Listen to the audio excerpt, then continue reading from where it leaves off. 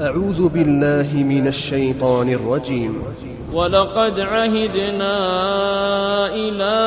آدم من قبل فنسي ولم نجد له عزما وإذ قلنا للملائكة اسجدوا لآدم فسجدوا إلا إبليس أبى فقلنا يا آدم إن هذا عدو لك ولزوجك فلا يخرجنكما من الجنة فتشقى إن لك ألا تجوع فيها ولا تعرى وأنك لا تظمأ فيها ولا تضحى فوسوس إليه الشيطان قال يا آدم هل أدلك على شجرة الخلد وملك لا يبلى فأكلا منها فبدت لهما سوآتهما وطفقا يخصفان عليهما من ورق الجنة وعصى آدم ربه فغوى ثم اجتباه ربه فتاب عليه وهدى قال اهبطا منها جميعا بعضكم لبعض عدو فإما يأتينكم مني هدى فمن اتبع هداي فلا يضل ولا يشقى ومن أعرض عن ذكري فإن له معيشة ضنكا ونحشره يوم القيامة أعمى قال رب لم حشرتني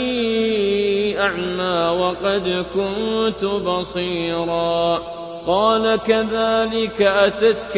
آياتنا فنسيتها وكذلك اليوم تنسى وكذلك نجزي من أسرف ولم يؤمن بآيات ربه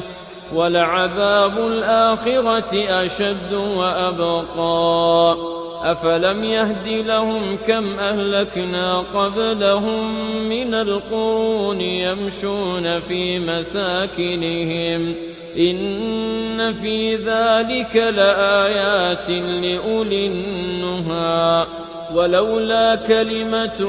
سبقت من ربك لكان لزاما وأجل مسمى فاصبر على ما يقولون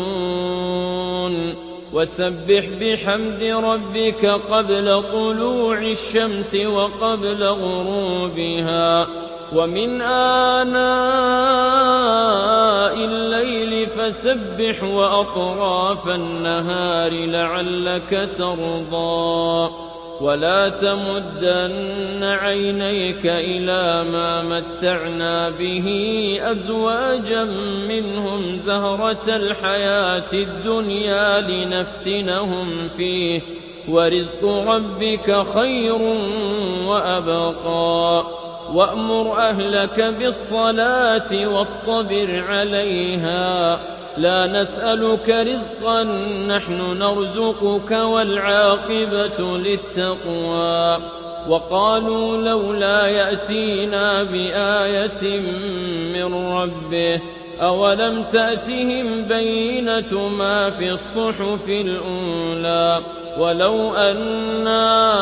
أهلكناهم بعذاب من قبله لقالوا ربنا لولا أرسلت إلينا رسولا فنتبع آياتك من قبل أن نذل ونخزى قل كل متربص فتربصوا فستعلمون من أصحاب الصراط السوي ومن اهتدى. تي في قرآن تضحيات بالنفس والوقت والجهد والمال.